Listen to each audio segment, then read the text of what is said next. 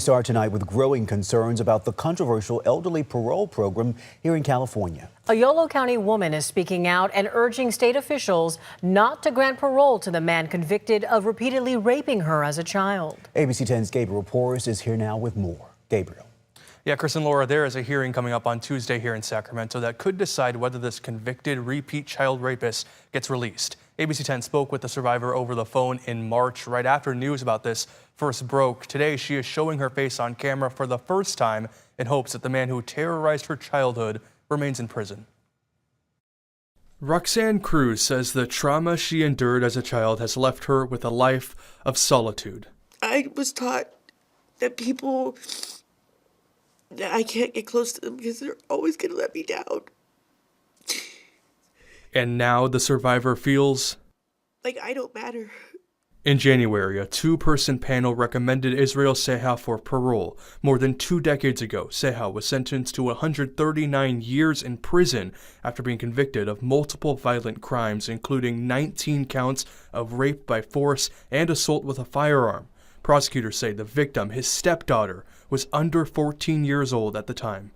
It's affected every area of my life.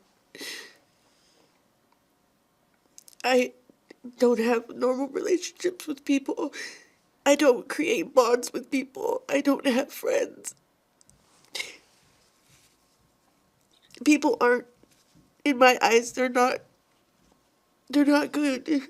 This man, who is now only 63 years old, and who had only served 20% of his sentence, was approved by Governor Newsom's parole commissioners, 2 of them, for release under California's fairly new elder parole law. Victims and law enforcement leaders across the state have been fighting the elderly parole program, used to recommend release for at least 2 Sacramento County child molesters in a span of just months. None of these child rapists should be getting out so early in their sentences, and California does not want this. We've got to stop this nonsense going on. We've got to change these laws. I'm just afraid that this time he won't get caught because he won't leave anybody alive. And the Yolo County District Attorney, who we heard from there, is calling for Governor Newsom to step in and block the decision. I reached out to the governor's office today but have not heard back yet. The Department of Corrections and Rehabilitation says it cannot comment on pending cases. There is a bill going through the state assembly right now that would change the eligibility threshold for the elderly parole program, but Yolo County prosecutors say those proposed changes just don't go far enough. Gabriel, thank you.